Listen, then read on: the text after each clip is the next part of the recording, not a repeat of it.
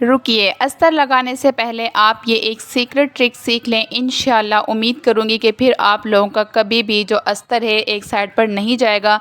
कुछ लोगों की ये शिकायत होती है कि जब वो अस्तर लगाते हैं तो दामन से बराबर नहीं आता, या फिर ज़्यादा झोल आ जाता है उसमें, या वो ज़्यादा आगे पीछे हो जाता है। जब भी आपका गरारा, शरारा, मैक्सी कोई भी चीज़ हो जिसमें भी आप अस्तर लगाते हो, तो आपने सिर्फ ये कुछ सीक्रेट ट्रिक्स हैं जिनको आपने सीख लेना है। तो इंशाल्लाह बहुत ही आसानी से आपका जो अस्तर है वो लग जाएगा। सिर्फ 2 मिनट का काम है। और जो टेलर होते हैं वो आपसे ऐसे ड्रेसेस की सिलाई तकरीबन 4 से 5 हज़ार लेंगे, और यही काम अगर आप लोग खुद सिर्फ 10 मिनट में खुद ही अस्तर सिलाई करके इसमें अटैच भी कर सकते हो आप। बहुत ही आसान है। ये देखिए आप, हमारे पास कितना हैवी ड्रेस है। तो चले आए हम स्टार्ट करते हैं वीडियो को। बिस्मिल्लाहिर्रहमानिर्रहीम। अस्सलामु अलैकुम।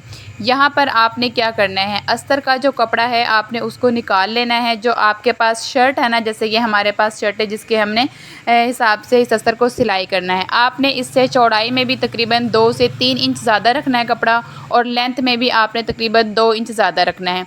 इसीलिए क्योंकि ये हैवी ड्रेस होता है, इसके साथ जब भी आप अस्तर पहनते हो तो आपका अस्तर ज़्यादा ऊपर की तरफ हो जाता है, और जो ये ड्रेस होता है इसमें काम हुआ होता है तो ये ज़्यादा नीचे की तरफ लटकता है। तो इसीलिए आपने क्या करना है, इस तरह से आपने 2 इंच ज़्यादा बड़ा ले लेना है लेंथ में, और चौड़ाई में आपने तकरीबन 3 से 4 इंच ज़्यादा लेना है।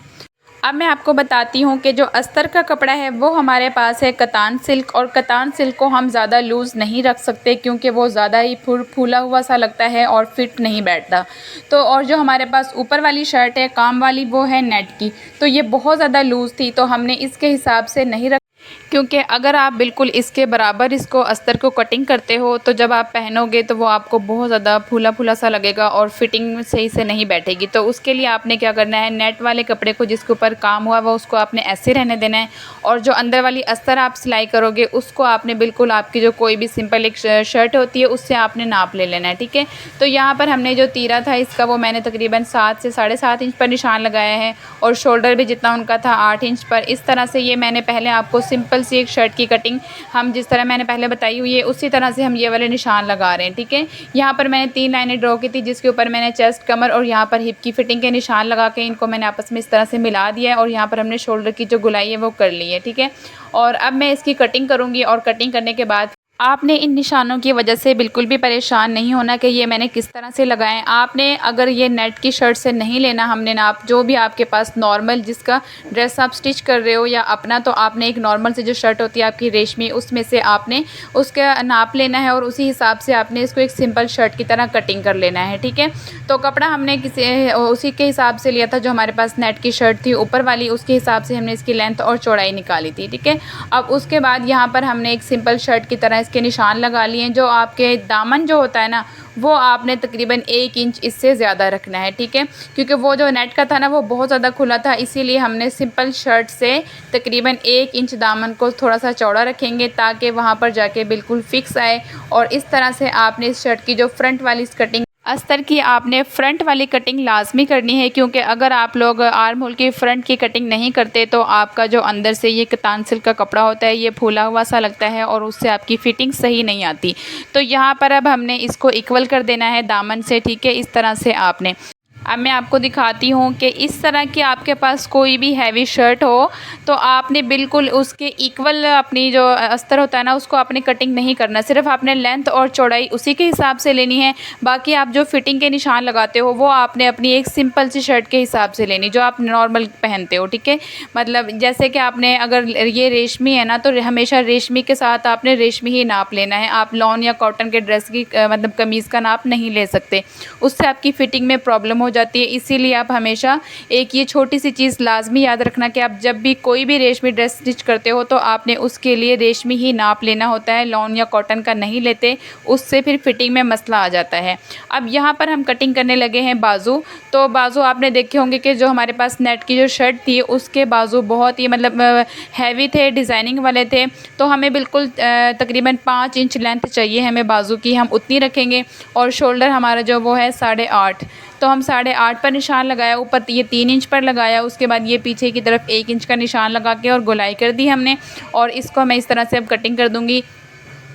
और इसे कटिंग करने के बाद फिर मैं आपको दिखाती हूँ कि हमारी जो स्लीव्स हैं वो किस तरह से कटिंग हुई हैं। बहुत ही आसान है, इनको आपने सिंपल आगे से फ़ोल्ड कर लेना है और ये अस्तर हम साथ अटैच करके सिलाई नहीं कर रहे हैं, इसको हम अलग से सिलाई कर रहे हैं क्योंकि ये हमारे पास जो नेट की शर्ट है आपने देखी होगी वो बिल्कुल सिलाई हुई है, तो उसके साथ हम लोग अटैच करके सिलाई नहीं कर सकते। अगर वो अनस्टिच होती तो हम उसके साथ अटैच करके सिलाई करते।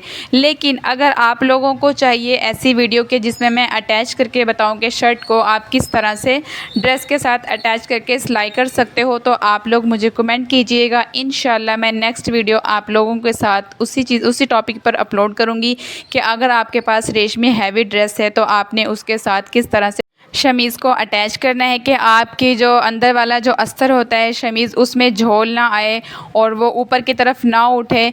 तो शोल्डर से हर जगह से दामन से किस तरह से आपकी बिल्कुल परफेक्ट फिटिंग आ सकती है। बहुत ही आसान तरीका है, इंशाल्लाह बहुत जल्द मैं आप लोगों के साथ वो वीडियो भी शेयर करूँगी। तो अब हम करने लगे हैं ट्राउज़र की कटिंग, और ट्राउज़र की आपने किस तरह से कटिंग करनी है। अब इसकी ट्राउज़र की जो लेंथ है वो हमने निकाल ली है, तो यहाँ पर हम सबसे पहले आसन का निशान लगाएंगे 15 और 16 पर, और नीचे मैंने पाइचे पर भी निशान लगा दिया जितना हमें मतलब खुला चाहिए आपको, ठीक है।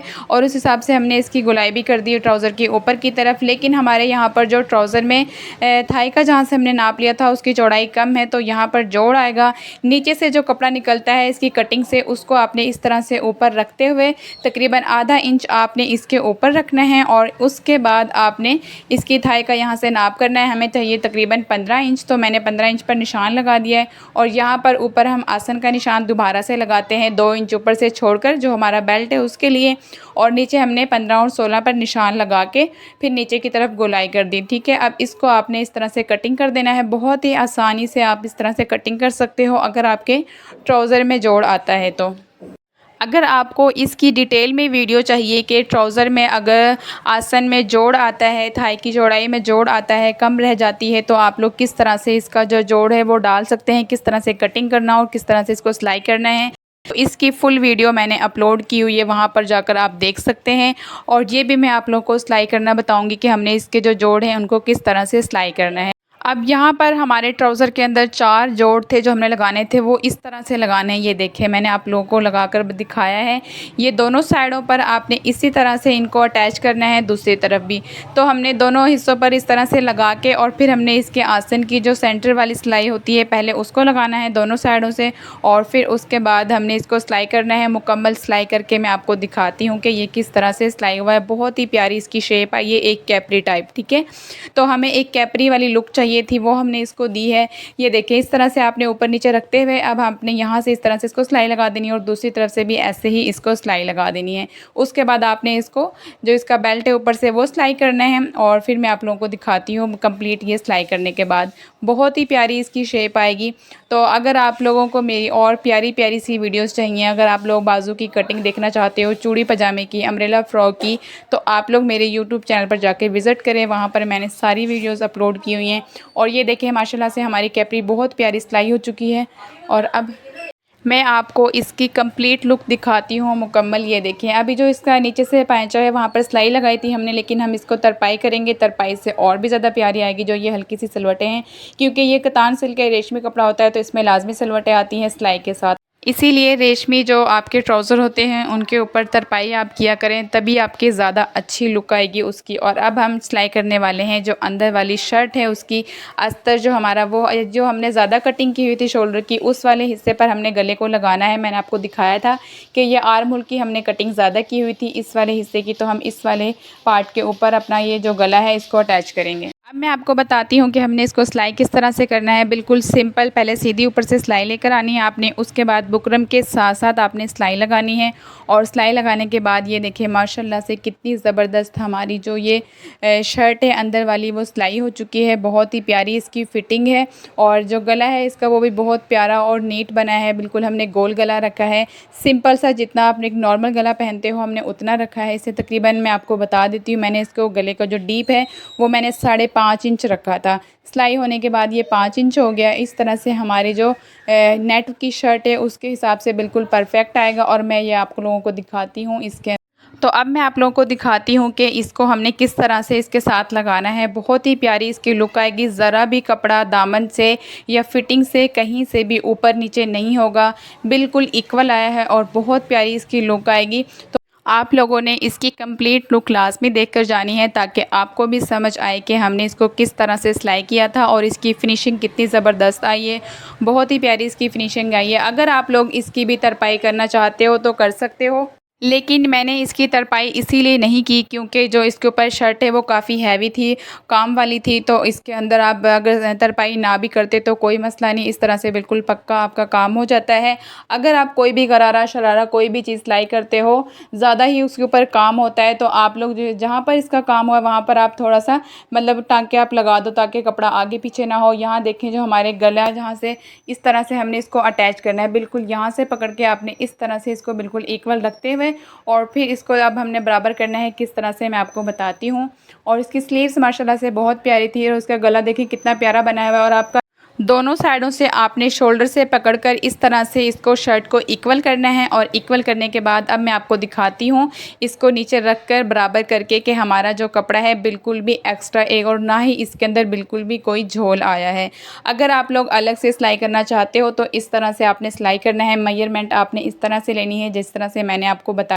अगर इसमें से आपको कोई चीज़ समझ नहीं आई, मतलब डिटेल से आप लोग और मज़ीद पूछना चाहते हैं, तो आप लोग मुझे कमेंट कीजिए। इंशाल्लाह मैं आप लोगों को कोशिश करूँगी मैं आप लोगों को कमेंट करके भी बता सकूँ और मैं आपको वीडियो बनाकर भी अपलोड कर सकूँ। जो भी आप लोगों का मसला हो कि कहाँ से आप लोगों की शर्ट जब भी आप अस्तर अटैच करते हो या आप इस तरह से अलग से सिलाई करते हो तो उसमें क्या मसला होता है, ये सारी बातें इंशाल्लाह मैं आप लोगों को ज़रूर बताऊँगी। तो अब ये देखिए हमने इसको बिल्कुल इसके बराबर हमने अंदर से सारा जो भी सलवटें आपने उसको ख़त्म करके इस तरह से रखना है। अब जो नेट वाला कपड़ा है ना फिटिंग से वो थोड़ा सा लूज़ है, ये बात मैंने आपको पहले ही बताई थी क्योंकि जो ऊपर वाली शर्ट है वो थोड़ी सी लूज़ थी फिटिंग से, तो हमने वहाँ से उसको उसी तरह से रहने दिया है। जो अंदर वाली शर्ट है ना अस्तर, मतलब उसको आपने अपनी कमीज़ के अकॉर्डिंग जो भी आपकी एक नॉर्मल सी शर्ट होती है जो फिटिंग होती है उसके हिसाब से आपने उसको सिलाई करना है।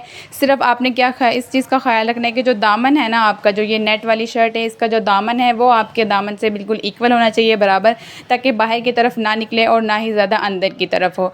अगर आप लोग इसे अलग से सिलाई नहीं करना चाहते, इसके साथ अटैच करना चाहते हो तो इंशाल्लाह वो भी आप लोगों को बताऊंगी। लेकिन हमने इसको इसीलिए सिलाई नहीं किया था क्योंकि ये बिल्कुल स्टिच हुई थी। इसका जो गला था नेक वो बहुत प्यारा बना हुआ था, बाजू भी इसकी सिलाई हुई थी, तो इसीलिए हमने इस अस्तर को अलग से सिलाई किया था, साथ में अटैच नहीं किया। अगर आप लोगों को वीडियो अच्छी लगी तो प्लीज़ वीडियो को लाइक शेयर चैनल को सब्सक्राइब कीजिएगा। इंशाल्लाह मैं आप लोगों के साथ बहुत जल्द दोबारा से हाज़िर होंगी बहुत प्यारी सी वीडियो लेकर और बहुत अच्छी। ये देखें आप माशाल्लाह से इस शर्ट की फिनिशिंग चेक कीजिए आप, बहुत प्यारी बिल्कुल इक्वल, कोई इसके अंदर झोल नहीं है ज़रा भी। इसी तरह से आपने सिलाई करना है और आज से आपकी टेंशन बिल्कुल ख़त्म। इस तरह का अगर आप किसी टेलर से सिलाई करवाते हो तो आपसे तकरीबन 4 से 5 हज़ार आराम से टेलर सिलाई ले लेते हैं। और जबकि इसमें इतनी मेहनत नहीं होती, सिर्फ अंदर वाली जो अस्तर होती है वो बिल्कुल आपने सिंपल सी एक शर्ट की तरह उसको सिलाई करना है। और यहाँ पर देखें कितनी प्यारी, बहुत ही प्यारी जो गला है इसका बिल्कुल बराबर। यहाँ से हमने इसको हल्का सा इतना सा छोड़ा था ताकि जब गले की जो स्किन नज़र आती है वो बहुत ही प्यारी लगती है, तो हमने इसको बिल्कुल इतना सा गला रखा था, 5.5 इंच डीप रखा था। इस तरह से हमारी जो शर्ट है बिल्कुल कंप्लीट हो चुकी है, बहुत प्यारी सिलाई हुई है। तो आप लोग दुआ में याद रखना, अपना ख्याल रखना। अल्लाह हाफिज़।